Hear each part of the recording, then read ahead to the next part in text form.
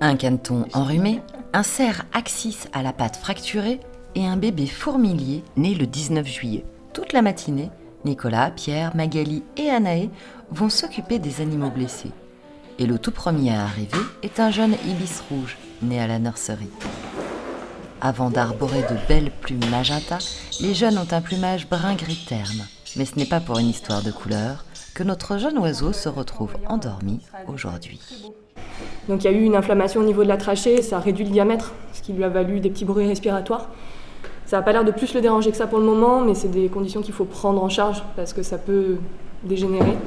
Une fois l'ibis anesthésié, il est possible de pratiquer sur lui une endoscopie.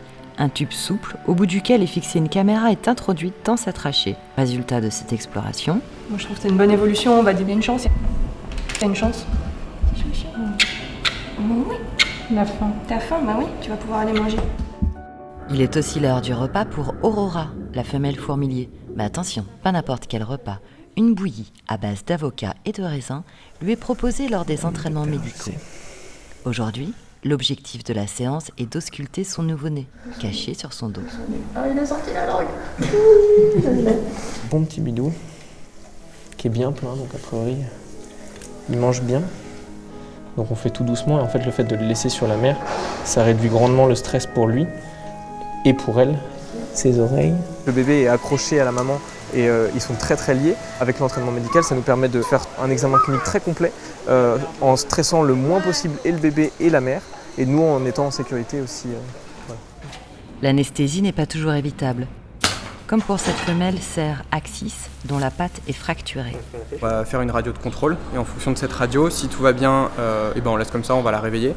Si par contre on voit qu'au niveau de la résine, au niveau de l'os de la fracture, il y a un souci, dans ce cas je vais sûrement renlever la résine et en faire une nouvelle.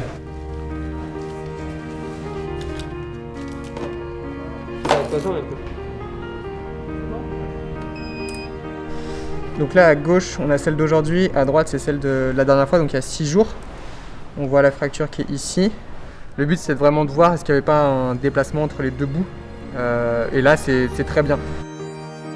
La matinée se poursuivra, comme tous les jours, entre soins et urgences.